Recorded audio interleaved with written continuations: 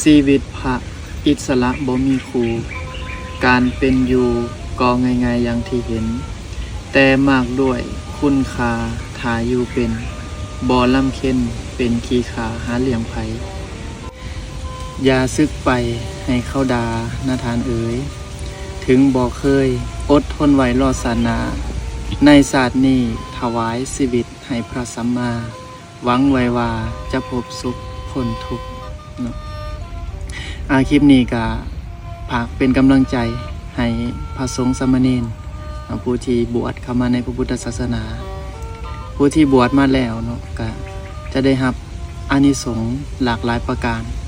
อานิสงส์ของการบวชพระสัมมาสัมพุทธเจ้าก็ได้กล่าวไว้หลากหลายประการเนาะเวลาผู้ที่บวชมาแล้วนะอย่างสิ่งที่จะเห็นได้ชัดในปัจจุบันก็คือมีความสบายใจมีความสุขใจเอิ้นว่าอยู่เป็นสุขในปัจจุบันการเป็นอยู่ของพระสงฆ์นี่ก็อยู่แบบเรียบง่ายสบายบ่มีความกังวลบ่มีความเดือดเนื้อร้อนใจอันนี้เอิ้นว่ามีความสุขทางใจอันนี้เป็นอานิสงส์ที่เห็นได้ในปัจจุบันและก็เรื่องปัจจัย4พระสงฆ์นี่ก็บ่มีความกังวลบ่มีความกังวลนํว่าจะได้มาแบบใดอย่างเช่นว่าอาหารบิณฑบาตเนาะแล้วแต่สันมื้อบางมื้อก็บ่ได้สันเนาะอาหารบิณฑบาตคืออาหารการอยู่การกินและก็เครื่องนุ่งห่ม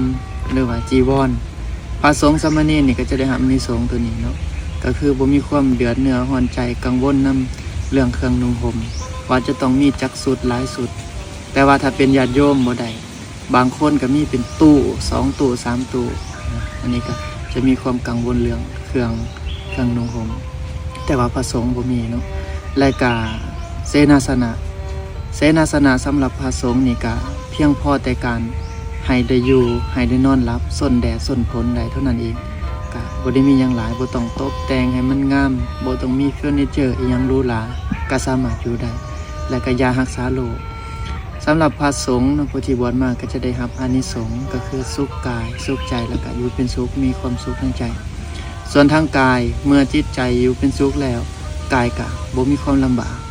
เนาะเมื่อบ่มีความลำบากก็ได้รับอานิสงส์ที่ผู้ที่บ่ได้บวชนี่ก็จะบ่ได้รับอานิสงส์คนนี้เพราะฉะนั้นพระสงฆ์สามเณรเฮาเนาะผู้ที่บวชมาก็พยายามรักษาพรหมจรรย์ให้ดีและก็พยายามศึกษาธรรมวินัยคำสอนของพระสัมมาสัมพุทธเจ้าให้เข้าใจสำหรับสามเณรก็ศึกษาเรื่องศีลของสามเณรสำหรับพระก็ศึกษาเรื่องศีลของพระให้เข้าใจละเอียดอย่างดีแล้วก็สิ่งสำคัญก็คือการปีกวิเวกเข้าป่าขาดงมาฝึกจิตฝึกใจให้มีความสงบการบวชของเฮาก็จะบ่สูญเปล่าเพราะฉะนั้นบางคนนี่บวชเข้ามาก็บ่ได้ศึกษาหำเฮียนก็บ่ได้รู้จักพระพุทธศาสนาแถมยังจิตใจก็ยังบ่เจริญอีกบ่ได้ประพฤติปฏิบัติบ่ได้หาสถานที่ที่ปีกวิเวกแล้วก็สึกออกไปอันนี้ถือว่าเป็นการบวชที่เสียเปล่าหลายปีที่เขาบวชมาถือว่าเสียเปล่าเนาะอันนี้ก็พาเป็นกำลังใจให้พระสงฆ์สามเณรผู้ที่บวชเข้ามาก็จะได้รับอานิสงส์หลากหลายประการมีความสุขกายสุขใจเนาะและก็พาถึงญาติโยมนะการที่เฮาใช้ชีวิตประจำวันอยู่ร่วมกันเป็นสัตว์สังคมหนึ่งนะตัวเฮาเองก็ต้องเป็นผู้ที่มีจิตใจกว้างขวางมีอคติที่กว้างขวางบ่ควรที่จะเป็นคนมีจิตใจคับแคบอคติคับแคบ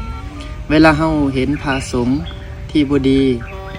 เฮาก็ออกจากสังคมนั้นไปหรือว่ากลุ่มคนใดที่เฮาบ่มักที่บ่ดีเฮาก็ออกจากกลุ่มคนนั้นไปส่วนพระสงฆ์หรือว่ากลุ่มคนที่ดีก็มีมากมายส่วนที่เหลือก็ขึ้นอยู่กับตัวเฮาเองว่าเฮาอยากจะเลือกอยู่ในสังคมแบบใดอยากจะอยู่ในสังคมที่ดีหรืออยากจะอยู่ในสังคมที่บ่ดีเมื่อเฮามักสังคมที่ดีเฮาไปพอสังคมที่ขับพืชบ่ดีเฮาก็ออกจากสังคมนั้นแล้วก็พันตัวเองเป็นคนดีเองแล้วก็ไปหาหมู่เพื่อนที่ดีก็มีหลากหลายเนาะเพราะฉะนั้นภาคเอาตัวนั้นโยมคือกันว่าอย่าเป็นคนอคติขับแคบมองในสิ่งที่ขับแคบเพราะฉะนั้นให้มองได้กว้างไกลเนาะครูบาอาจารย์ที่สอนธรรมะหรือว่าประพฤติปฏิบัติดีมีมากมายเนาะคิดว่า